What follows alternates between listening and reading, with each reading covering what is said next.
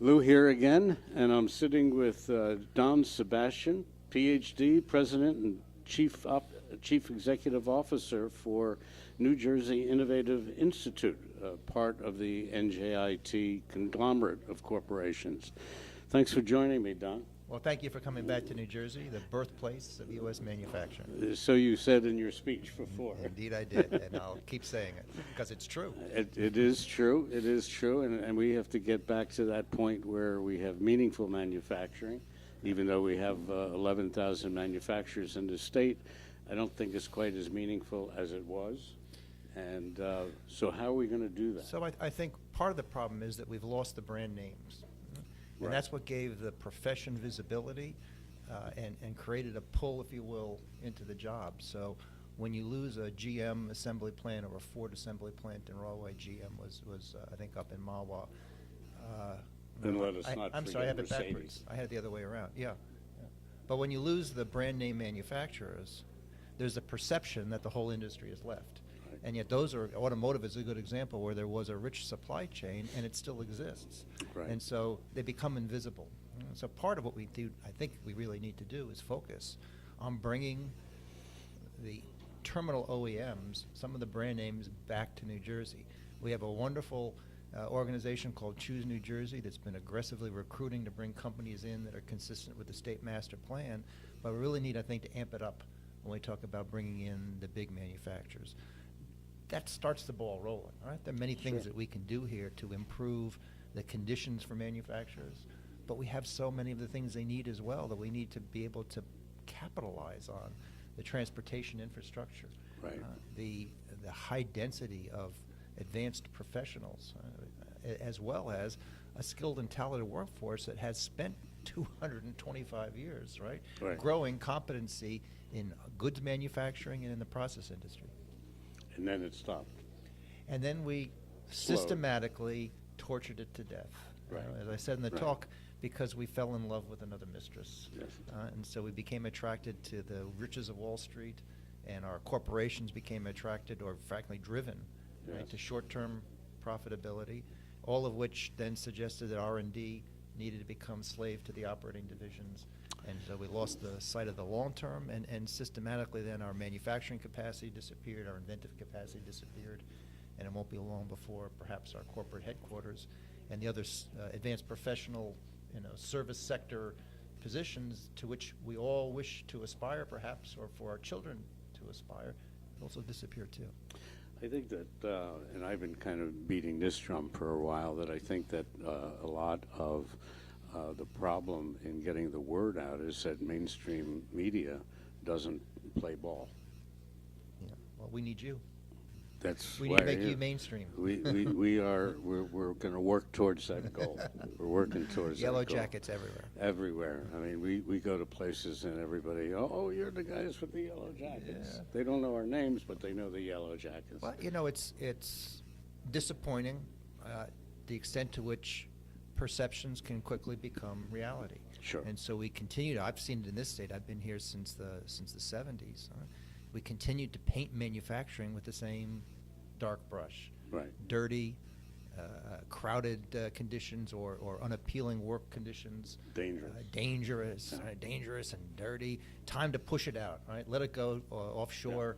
Yeah. Yeah. And let them take all the risks, and we'll focus on Well, this the whole overhead. this whole offshore business that they're blaming for the foreign countries, but really it's really the Americans who didn't want to do those jobs anymore. Yeah, and again, because we painted them as bad jobs. That's right. So all That's self-fulfilling right. prophecy. Right.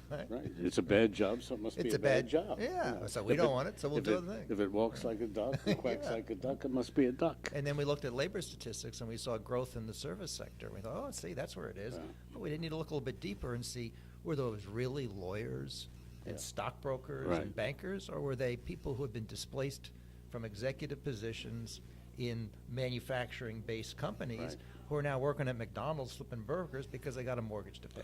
And they better watch out because now robots are Yes. taking over. that. Well, so isn't that part of the story, right? Ma- That those are not only low-wage, low-benefit positions, but they are going to be the first ones to go Sure. as there's a new generation of automation. Sure. Now it's not about robotic arms assembling cars.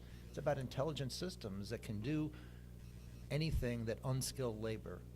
Unskilled Correct. labor is an oxymoron. Yeah. Just like there will be nothing other than advanced manufacturing, part of that's because there'll be nothing other than skilled labor. Right. Matter of fact, we heard just recently that Bill Gates, in a February magazine interview, stated that he believes that the federal government should be taxing companies who are using robots at the same rate as if it were an employee.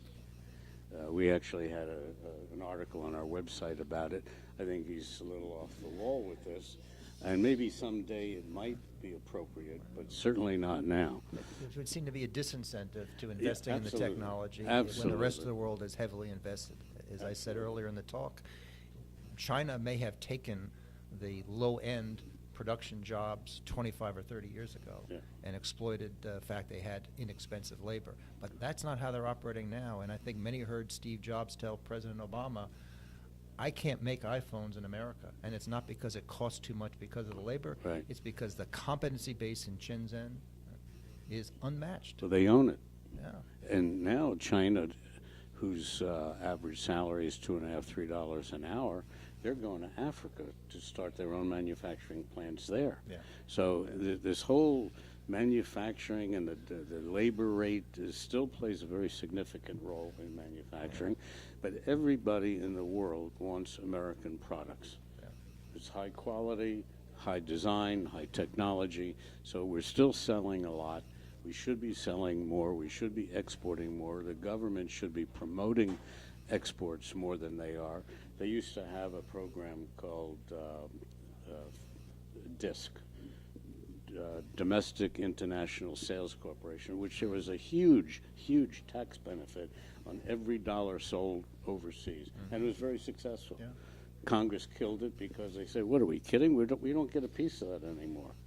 So we're just going through the next chapter of the evolution of what goes on in our So country. now we have cities of empty cargo containers around Port Newark because the imbalance between what we bring in versus what we put out. And I think, again, one of the sad consequences of our disaffection for manufacturing is that we have failed to understand that inventiveness requires dominant understanding of how you make what you dream, or it becomes a fantasy instead of an innovation and a vision. And so we, again, have allowed ourselves to believe that manufacturing has stood still and we still make things the way we did in the 40s, and therefore we ship it off to where there's cheaper labor. But a lot of the innovation comes from the way in which we make things. And if we don't understand that, then guess what? The people who do it can be just as smart in inventing products as we are. Right. We saw the Japanese figure out and how to perfect techniques in manufacturing that we created and then didn't use, the Deming processes. Right. And in the end, they brought quality vehicles that stole away the U.S. automotive industry.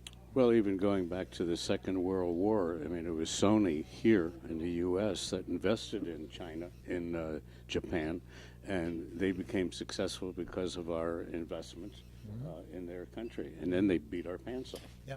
Yeah. So this, unfortunately, I hope somewhere along the line, the people in Washington and Trenton all get the idea. Certainly, folks like you are a prime mover. I hope that we're there to help you also. And Don, I appreciate your giving me a few minutes. Glad to. It was a great speech. It's a noble mission. Thank you very much. I Thank you. appreciate it, and thanks for the opportunity to continue the conversation with your audience. Thank you.